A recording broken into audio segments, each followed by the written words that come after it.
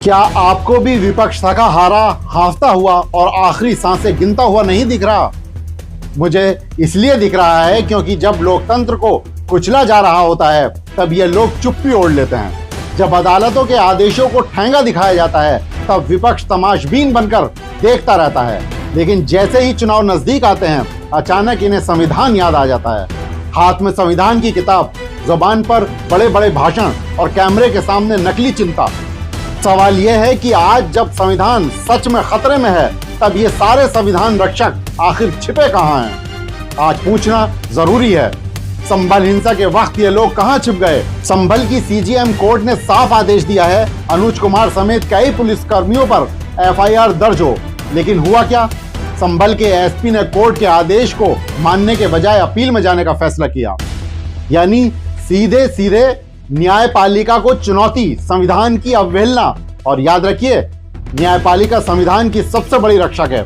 अगर अदालत के आदेशों पर पुलिस अफसर यूं ही नजरअंदाज करने लगे तो फिर लोकतंत्र बचेगा कैसे? अब सवाल सिर्फ सरकार से नहीं है, उन विपक्षी नेताओं से भी है जो खुद को संविधान का चौकीदार बताते हैं। राहुल गांधी जो हर मंच से संविधान बचाने की बात करते हैं, अखिलेश यादव जो पीडीए और सामाजिक न्याय की राजनीति करते हैं, चंद्रशेखर जो खुद को दलितों और संविधान की आवाज कहते हैं।